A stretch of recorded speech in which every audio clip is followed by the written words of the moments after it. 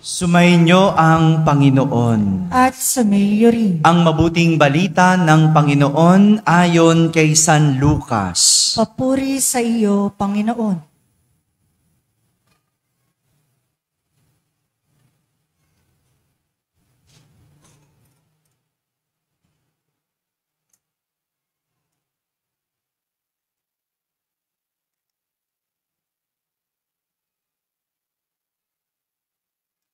Noong panahong iyon, nagmamadali ang mga pastol na lumakad patungong Bethlehem at nakita nila sina Maria,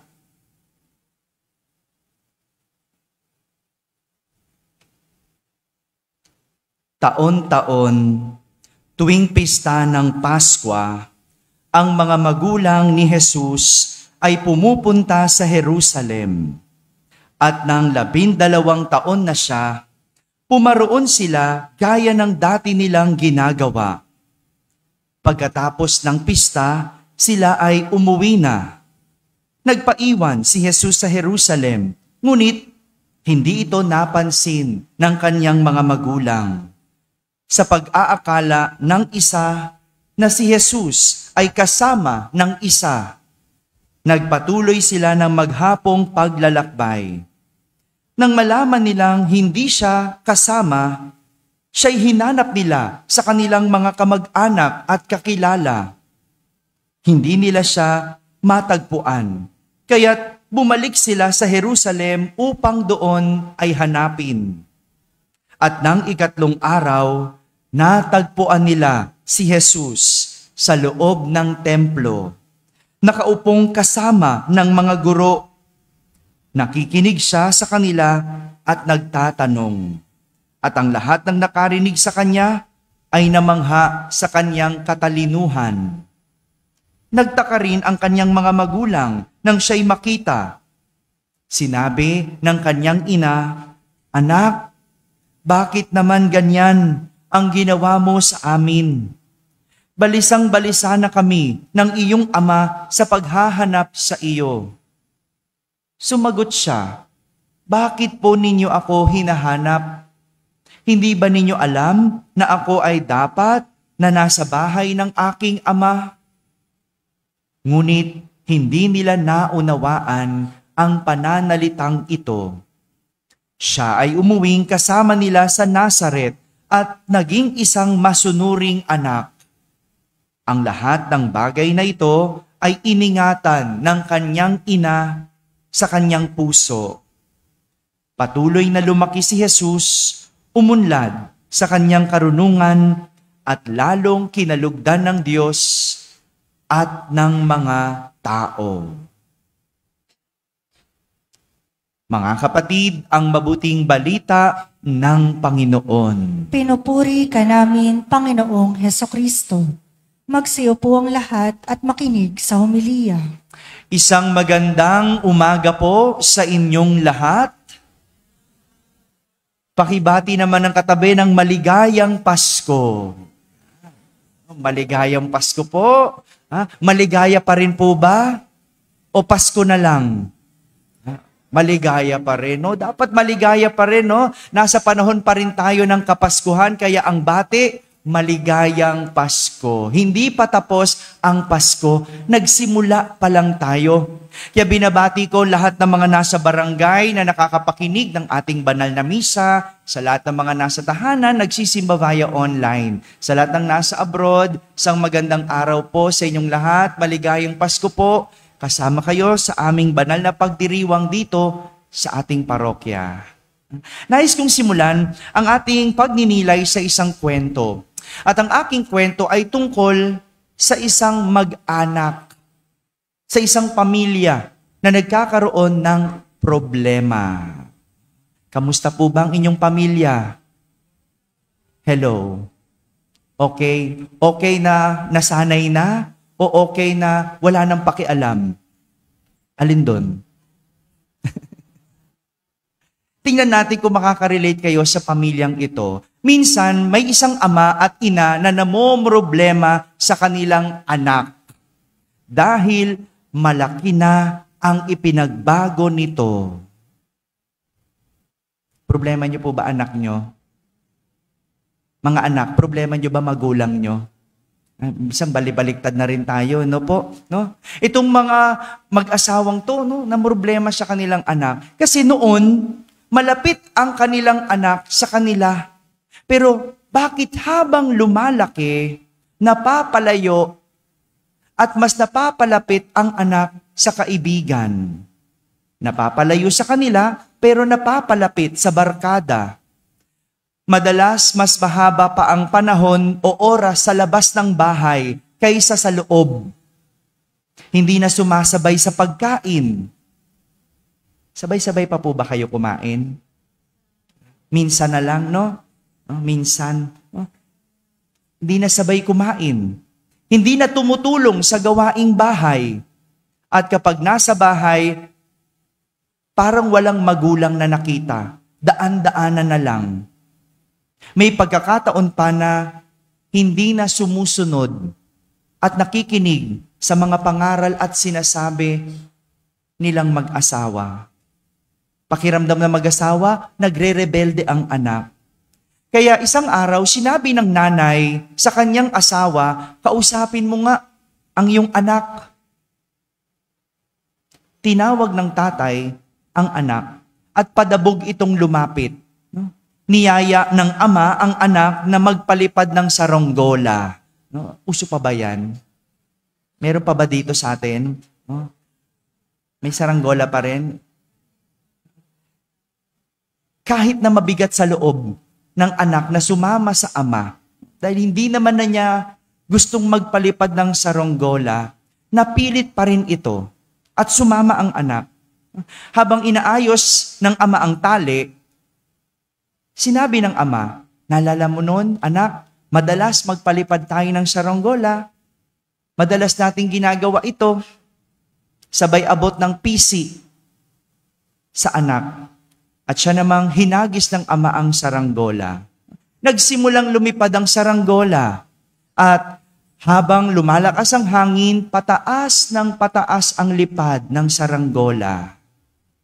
Habang lumilipad ang saranggola, habang pataas ito ng pataas, muling nagtanong ang ama.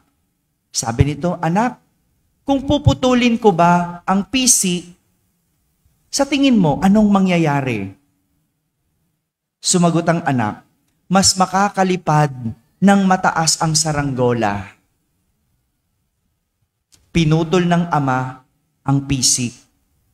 At ganun nga ang nangyari.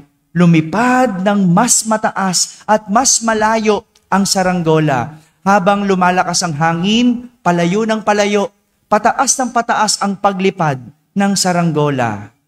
Ngunit, nang tumigil ang hangin, agad itong bumagsak. Sabi ng ama, anak, sadyang may mga bagay na hindi natin pwedeng putulin. Kahit akala natin, mas makakalipad tayo. Sadyang may mga tali na dapat hindi pinuputol. Dahil ang tali na ito ang magbabalik sa atin sa tunay na nagmamay-ari sa atin. Ang tali na to ang magagabay sa atin. Lumipad man tayo ng mataas. Hindi tayo babagsak agad-agad. At kung bumagsak, alam mo kung saan ka babalik. Kaya sana, huwag mong putulin ang tali natin. Mga kapatid, ngayong araw na ito, pinagdiriwang natin ang kapistahan ng banal na mag-anak. Kaya naman ang ating mga pagbasa ngayon ay nagtuturo kung paano maging banal ang ating pamilya. Sabihin nyo nga po, banal. Banal ba ang inyong pamilya? To have a family is one thing, but to make the family holy is another thing. Tatlong bagay. May tatlong bagay na tinuturo at pwede nating tandaan para maging banal ang isang pamilya. Una, ang pamilya ay banal dahil may pagkakasama. paggalang. Sabihin nyo nga po, paggalang. Sa unang pagbasa, direktang sinasabi ni Propeta Sirach, ang gumagalang sa kanyang ama ay nagbabayad na sa kanyang kasalanan. At ang nagpaparangal sa kanyang ina ay nag-iimpok ng kayamanan. Ganito kahalaga ang paggalang sa magulang. Isang pagbabayad sa kasalanan. Marahil marami sa atin ang aalma sa pangaral na ito, lalo na kung ang magulang ay hindi kagalang-galang. Maraming magsasabi, Father, paano ko igagalang ang tatay ko? Binubugbog niya ang nanay ko. Paano ko igagalang ang tatay ko? Babaero, manloloko. Paano ko igagalang ang nanay ko? Wala nang ibang lumabas sa bibig kundi puro mura. Paano ko sila igagalang? Totoo naman, ang hirap igalang ng isang tao kung hindi kagalang-galang. Pero kung iisipin natin, hindi ba mas nagiging malalim at mas nagiging makahulugan ang paggalang kapag hindi kagalang-galang? Parang pag-ibig. Kung ang isang tao ay hindi kaibig-ibig, pero sa kabila noon, inibig mo pa din. Hindi ba? Mas nagiging matindi ang iyong pag-ibig. Madaling umibig kapag ang tao ay kaibig-ibig. Parehas ng madaling gumalang kapag ang tao ay kagalang-galang. Kaya nga ang paggalang ay banal. Dahil habang humihirap itong ibigay, mas lalo itong nagiging makahulugan. Ang paggalang, habang humihirap ibigay, mas lalo itong nagiging makahulugan. Yung paggalang, nasusubok habang lumalaki o tumatanda ang tao. Pagbata, ang daling gumalang. Oh? Pwede niyong sitahin, po at opo, di ba? Pero ang paggalang, hindi lang na ituturo. Kasi you earn the respect. Pero kahit ang isang magulang ay ang hirap-hirap igalang, ang sinasabi sa atin, gumalang. Dahil yan ay pagbabayad sa iyong kasalanan. Tingnan mo, ang ganda, no? Yung palang paggalang sa magulang, pagbabayad sa ating mga kasalanan. Sino po mga anak dito? Taas nga ang kamay. Bakit? Lahat tayo anak, di ba? Lola, anak ka rin naman, di ba? Ba't parang nagduda ka pa? Lahat tayo. Lahat tayo anak. Maliban na lang kung saan ka nang galing, ewan ko na lang. Lahat tayo. Kaya magandang balikan. Gumalang ka ba sa iyong magulang? Father, wala na. Patay na sila. Ayun lang. Pero ito yung pagkakataon mo, kung gusto mong makabayad sa iyong kasalanan, igalang mo ang iyong magulang. Dahil yan ang turo ng Diyos. Walang ibang susi. Pero yung paggalang na ibinibigay mo, meron ding babalik sa iyo. Ano? Pagbabayad sa iyong kasalanan. Ang pamilyang banal ay pamilyang may paggalang. Pangalawa, ang pamilya ay banal dahil may pagpapatawad. Sabihin nyo nga po, pagpapatawad. Sa ikalawang pagbasa, sinasabi ni ni San Pablo na maging mapagpaumanhin kayo at magpatawaran. Maging mapagpaumanhin, magpatawaran sa mga hinanakit sa isa't isa. Sabi ni San Pablo, pinatawad kayo ng Panginoon, kaya't magpatawad din kayo. Sa pagpapatawad, natatapos ang anumang alitan at hindi pagkakaunawaan. Ito rin ang simula ng kapayapaan. Kaya walang kapayapaan sa bahay, hindi dahil may gulo, Kaya walang kapayapaan sa bahay, hindi dahil may alitan o lagi na lang nag-aaway. Hindi. Dahil ang alitan at hindi pagkakaunawaan, hindi yan maiiwasan.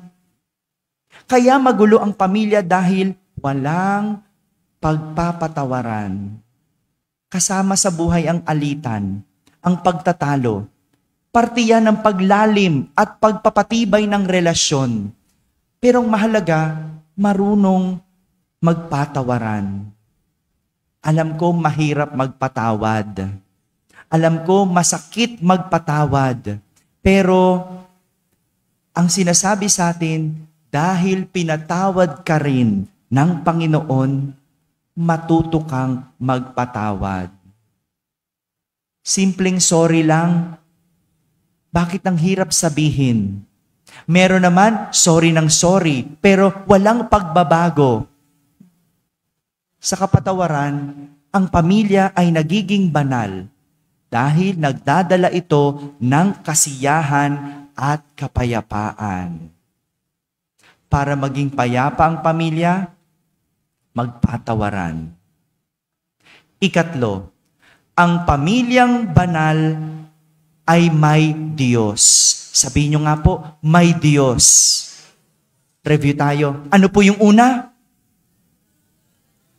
Ulit. Ano po yung una? Yan. Pangalawa. Pangatlo. Itong pinapakita ni Maria at Jose sa ating ebanghelyo. Narinig natin ang kwento, nawala si Jesus. Saan nawala si Jesus?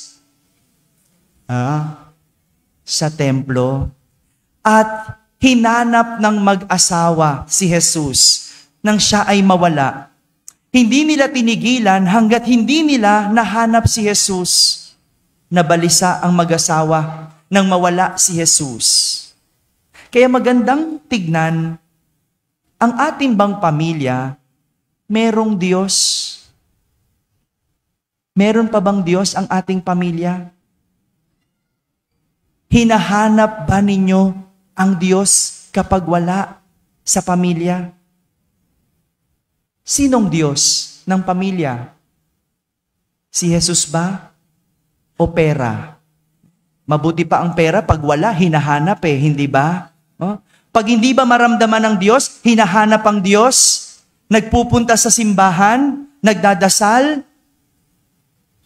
Yan ang ibig sabihin ng isang banal na pamilya. Mayroong Diyos. Hinahanap ang Diyos. Nababalisa kapag wala ang Diyos. Mabuti pa ang pera. Mabuti pa ang cellphone, hinahanap kapag wala. Pero ang Diyos, hinahanap mo ba? Kapag bukas ng iyong mga mata, tuwing umaga, hinahanap mo ba ang Diyos? Gaya ni Maria at Jose, dinala nila si Jesus sa templo bilang paghahandog sa Diyos. Sapagkat ang mag-asawa, banal, dahil mayroon silang Diyos. Pwedeng may paggalang, pwedeng may pagpapatawad sa pamilya, pero hindi ibig sabihin banal. Dahil ang nagpapabanal sa pamilya ay ang pagkakaroon ng Diyos. Kapag ang pamilya ay may Diyos, lahat ng bagay ay magiging maayos. Anumang pagdaanan, anumang problema, maaayos dahil may Diyos. Mga nanay, mga tatay, dalhin ang mga anak sa simbahan. Dapat may Diyos sa buhay dahil yan ang magpapabanal sa inyong pamilya. Hindi lang ikaw yung nagsisimba, akayin mo. Father, ayaw Di bali na. Huwag mong tigilan. Akayin mo ng akayin. Huwag ka magsawa. Yan ang iyong gampanin. Kasi hindi lang ikaw dapat ang banal. Dapat lahat kayo. Sama-sama. Huwag kang magsawa. Huwag kang tumigil. Dahil ang pamilya, magiging banal lang kapag may Diyos. Mga kapatid, ang pagiging banal ng isang mag-anak ay nakikita kung may paggalang, may pagpapatawad, at higit sa lahat, may Diyos. Amen. Amen. Niimbitan ko pong lahat para sa ika-7 misa nobenaryo po mamaya, alas 6 ng gabi, sa pangunguna po ng aking dating kura paroko sa Ermita Church, ang Archdiocesan Shrine of Nuestra Señora de Quilla, na ang aking kura paroko na si Father Lito Villegas. Mamaya pong alas 6 po ng gabi. Muli po, inimbitan ko rin po ang lahat na bumili pa rin po ng kalendaryo. Meron pa rin po tayong calendar. Sana bago matapos ang taon, meron kayong kalendaryo sa inyong tahanan. Isa man lang, dahil tampok dito ang imahe ng ating mahal na Inang Soledad. Para meron tayong imahe ng mahal na Soledad sa ating mga tahanan. Maraming salamat po. Sumainyo ang Panginoon. At sumayo rin. At pagpalain kayo ng makapangyarihang Diyos, Ama at Anak at Espiritu Santo. Amen. Tapos na po ang ating pagdiriwang, humay kayong taglay ang pag-ibig at kapayapaan ni Kristo. Salamat sa Diyos.